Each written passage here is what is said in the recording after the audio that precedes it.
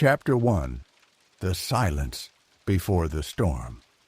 She doesn't speak, but something inside you already listens. It's not her words that move you, it's the space between them, that quiet tension that vibrates beneath her skin. Silence isn't emptiness, it's communication at a higher frequency, the kind that bypasses reason and speaks straight to instinct. Carl Jung once said, "Until you make the unconscious conscious, it will direct your life, and you will call it fate."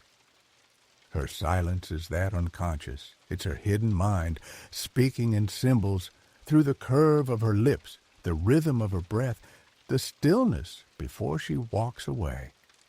Most men never hear it. They rush to fill silence with noise, with words, with insecurity. But the wise man, he doesn't interrupt. He lets silence speak, because that's when truth arrives, not in sound, but in energy. Chapter 2. The Body as a Voice. The body never lies. It tells what the soul cannot admit. When she crosses her arms, it's not rejection, it's protection. When she exhales softly, it's surrender. When she looks away, it's an invitation for you to look deeper.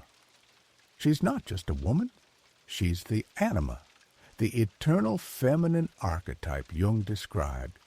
She represents the bridge between man's logic and his emotion. And her silence? It's her way of controlling that bridge. She doesn't speak because the feminine doesn't need to. It communicates through movement, through pause, through presence. Every breath is a message, every glance is a story. You just have to learn how to read it. Chapter 3. Jung's Mirror. Every woman is a mirror, and the man who dares to look will see himself. When she falls silent, she reflects your noise. When she pulls back, she reveals your fear. When she withholds emotion, she shows you your dependency. Jung called it projection. You don't see her. You see what she awakens in you, and that's the real test. Her silence isn't to punish. It's to awaken. To show you the parts of yourself you've never faced. Her stillness is your lesson. Her distance, your reflection. Her silence, your mirror. Chapter 4. The Dance of Power. When she steps back, most men chase. When she pauses, they panic. But she's not retreating. She's measuring, feeling your presence. The feminine doesn't respond to words, it responds to energy. If you're grounded, she feels safe. If you're anxious, she feels chaos. That's the ancient dance. Masculine focus, feminine flow. When you stand still in her storm, she softens. When you crumble, she closes. You can't conquer silence. You can only hold it until it melts. Chapter 5. The Repression of Desire. Freud believed that desire never disappears. It only hides. What's not expressed becomes tension. What's not spoken becomes silence.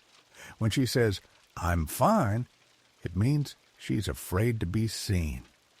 When she smiles with cold eyes, she's fighting herself. Desire repressed turns to control. Emotion denied becomes power, and silence becomes her armor. But if you listen carefully, you'll hear the truth between breaths.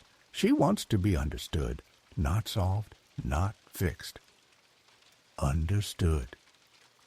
Chapter 6. The Feminine Unconscious. The feminine is mystery. She feels first and explains later. She surrenders, tests, withdraws, and returns like the tide. When she's silent, it's not absence, it's processing. Jung called it integration, the meeting of opposites. Your stability meets her chaos. Your stillness meets her emotion. Your logic meets her intuition. If you can stay calm inside her storm, she'll open the gates to her unconscious. And that's where real intimacy lives, not in talk, but in energy shared in silence. Chapter 7. The Man Who Listens. Every man thinks he listens. Few actually do. Listening isn't about words, it's about presence. It's the art of not interrupting her mystery. When she stays quiet and you don't react, you create polarity. You become stillness. You become gravity. And she feels it. The feminine always feels before it understands.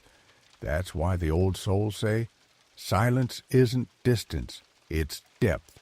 If you can stay in it, she'll open without a sound, not because you demanded, but because you earned her trust. Chapter 8. The Eternal Dance. Silence isn't the end, it's the beginning. Words feed the mind. Silence feeds the soul. When she goes quiet, don't chase the noise. Become the calm. Let her body speak. Let her eyes tell the story. Carl Jung said, between the conscious and the unconscious stands the shadow.